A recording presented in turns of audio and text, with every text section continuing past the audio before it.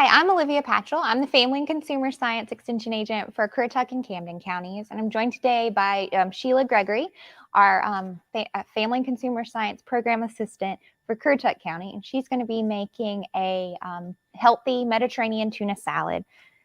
Before we get started with her, I just wanted to remind you that we have linked the recipe in the comments section, and it will scroll along the bottom, the link to that recipe, as well as the link to the Med Instead of Meds website. So I'll refer back to that a little bit later. So let's go ahead and see what Sheila's got prepared for us. So this Mediterranean tuna salad is actually a little bit different. So we're actually getting cans of tuna packaged in water or olive oil. So you want to make sure that you read the labels for that. You'll add carrots that you've minced, celery that you've minced, and yellow bell peppers that you've minced. The recipe on the Med Instead of Meds website, or the one that we have linked, actually tells you how many of each of these to buy. So when you go to the grocery store, you're not guessing. You'll add red onions and either olives or pickles. We're adding pickles today to our recipe just out of preference. So add what tastes good to you. Then as our binding, we're adding olive oil rather than mayonnaise, making it a little healthier, lower in cholesterol. Utilizing a vegetable-based fat rather than an animal-based fat. And then for our seasonings, we're using black pepper, cayenne pepper, and salt to taste, which is also optional if you do not like too much salt or would like to reduce your sodium. So we're going to add these all to a medium-sized bowl and mix them up well. While Sheila's mixing those up and letting that kind of marinate, I wanted to talk a little bit about heart health. So February is Heart Health Month. And actually on Friday is Go Red for Women's Heart Health, because stroke and heart disease disproportionately affects women in America. So let's talk about some of the stats. 121.5 million, or that's around 47% of U.S. adults have hypertension.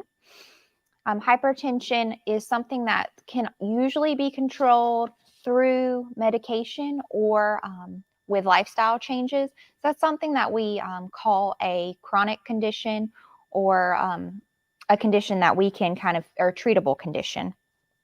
Approximately 1 in 4 U.S. adults have actually reported that they are receiving adequate time to do aerobic or muscle strengthening activities to meet the physical activity guidelines. So the USDA recommends that we get 30 minutes, or adults get 30 minutes a day, 5 days a week of physical activity, with 2 days of muscle strengthening activity working the major muscle groups. So only 1 out of 4 adults is getting that.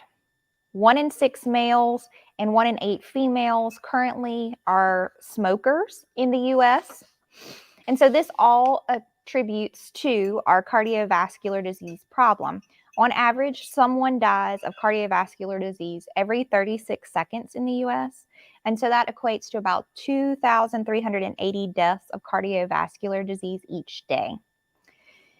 And then on average, someone in the U.S. has a stroke every 40 seconds. And of those people that have strokes, every 3 minutes and 33 seconds, someone will die of a stroke in the U.S. So that's a lot of information to talk to you about cardiovascular disease and how important it is to take care of your heart and your body. So if you're asking yourself, how do I do that? So I have some recommendations from the American Heart Association. They encourage eating a balanced diet, maintaining a reasonable body weight, staying at least moderately physically active, and that would be within the limits of your cardiologist if you have one. Check your cholesterol levels regularly, so make sure that you're having those annual checkups, and especially if you have a history of heart disease in your family. We want to avoid smoking.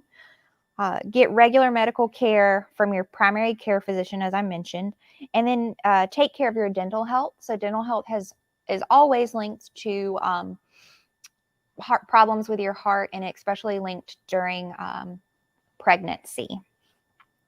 There are also some other recommendations that maybe your cardiologist or an endocrinologist might make for you. So we'll make sure we want to follow those recommendations, as well as taking medication as prescribed by your physician.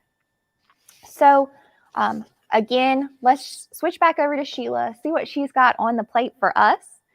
She is going to plate us up some of that delicious tuna salad onto a bed of lettuce. We also have some olive oil toast. That just means we spread some olive oil on the toast instead of butter, so lowering that cholesterol level and then toasting it. And then we have some cucumbers as an alternative to the toast and allowing that crunch without the added carbohydrates and getting in an extra serving of vegetables.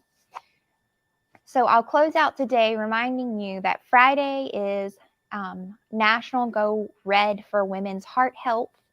We want to make sure that we take that day to just kind of get an idea of what's going on as far as our heart health is concerned, or what's going on in the world with heart health, so that we know how much we should worry about it. Take an inventory of your lifestyle. The American Heart Association is actually doing a Get Back in the Rhythm or kind of campaign, and that is something that we can revisit from when we went home during COVID. Maybe our rhythm went out of sync, and actually we saw a spike in cardiovascular disease beginning in 2020. So we would like to get back in the rhythm of taking care of our bodies, making time to be physically active, making sure that we're eating the fruits and vegetables that we need to maintain a healthy, well-rounded diet. And I also encourage you to check out the Med Instead of Meds website. They have tons of delicious, heart-healthy recipes. We're utilizing the Mediterranean way of eating, which lowers your cholesterol, which has been shown to lower cholesterol because of the sources of fat often utilized in these recipes. And we're utilizing techniques that have been shown to lower that cholesterol, decrease blood pressure, and some studies have even shown an increased neural function or decrease in Alzheimer's risk. So check all that out. Check out the information behind all of the information that I showed you there or told you about. There are lots of studies there if you'd like to dive a little bit deeper into why the Mediterranean way of eating is so important to our heart and our brains. And that, again, can be found at medinsteadofmeds.com, or the recipe that we utilized today can be found at medinsteadofmeds.com. If you have any questions, you can contact me at olivia_patchell@ncsu.edu. You can also check our website for upcoming classes and other offerings as far as food demonstrations. We will meet again next week, the first Tuesday of the month at 10. Thank you.